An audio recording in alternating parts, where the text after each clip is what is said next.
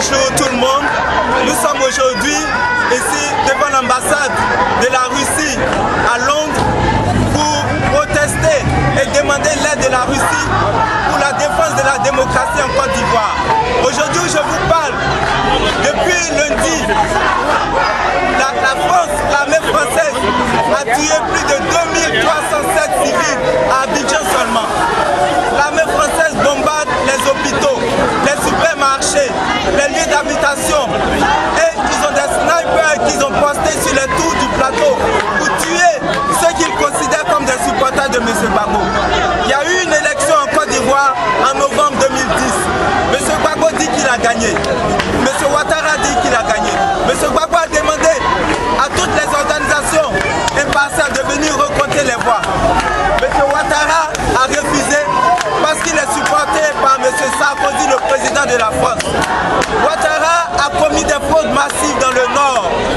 Le vote, les urnes ont été bourrées parce que les rebelles n'ont pas été désarmés comme le demandaient toutes les résolutions de l'ONU depuis le début de la guerre.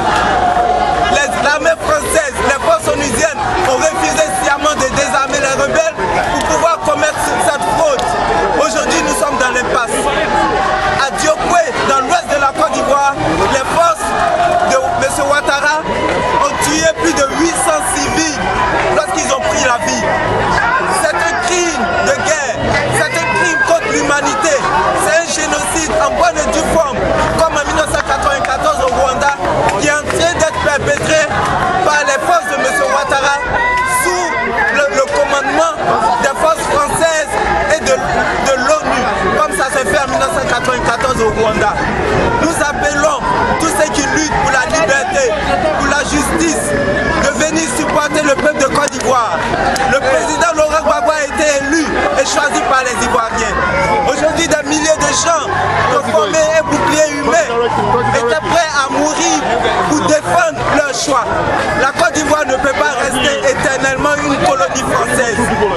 Le peuple de Côte d'Ivoire se lève pour dénoncer l'action de la France qui tend à maintenir la Côte d'Ivoire comme une colonie. Ils veulent s'accaparer les ressources de la Côte d'Ivoire. La Côte d'Ivoire a des intelligences qui peuvent aider le pays à sortir du sous-développement. Comment un pays peut-il se développer s'il n'a pas la liberté de ses choix de développement? Alors que les pays africains, on leur impose les choix de développement. Nous pensons que cela doit s'arrêter. Et nous sommes prêts à nous battre avec l'aide de Dieu pour que la volonté du peuple de Côte d'Ivoire soit respectée en Côte d'Ivoire. Monsieur Laurent Gbagbo est le président élu, choisi par la majorité des Ivoiriens. Nous sommes prêts à défendre notre choix pour que dans les 50 ans à venir, la Côte d'Ivoire soit un pays, non pas en voie de développement, mais un pays émergent. Tel est notre objectif. Et nous sommes là, ici, rassemblés pour ce combat. Je demande à tout le monde d'être